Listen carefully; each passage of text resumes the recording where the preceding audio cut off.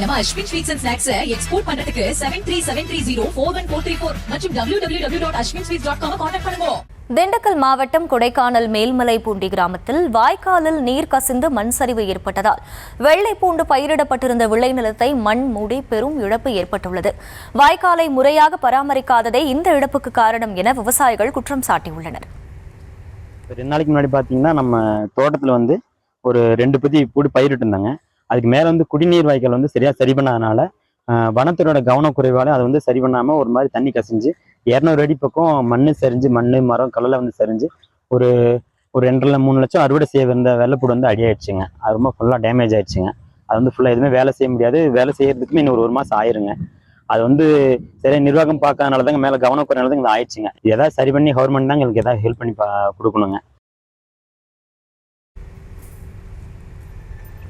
கூடுதல் விவரங்களை செய்தியாளர் குறிஞ்சிவேல் வழங்க கேட்கலாம். குறிஞ்சிவேல், வணக்கம். முழு விவரம். வணக்கம் அகிலா.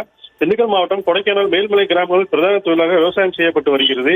இந்த நிலையில் பூண்டி பகுதியில் கடந்த 2 நாட்கள் முன்பாக பெய்த கனமழையின் காரணமாக இன்பராஜ் என்ற விவசாயிக்கு சொந்தமான இடத்தில் சுமார் 200 அடி தூரத்திற்கு நிலச்சரிவு ஏற்பட்டுள்ளது. குறிப்பாக பூண்டி கிராமத்திற்கு செல்லக்கூடிய குடிநீர் ஆதாரமாக விளங்கி வரும் வாய்க்காலில் முறையாக பராமரிக்கப்படாத நிலையில் அங்கிருந்து நீர் கசியப்பட்டு நிலச்சரிவு ஏற்பட்டதாக தெரிவிக்கப்படுகிறது. இந்த நிலச்சரிவில் இன்பராஜ் என்பவரின் விளைநிலத்தில் பயிரிடப்பட்டிருந்த வெள்ளைப்பூடுகள் அறுவடை செய்யும் நிலையில் இந்த நிலச்சரிவு காரணமாக முற்றிலும் சேரும் சேதமாக விளைநிலத்தை மூடி பெரும் சேதத்தை ஏற்படுத்தியுள்ளது.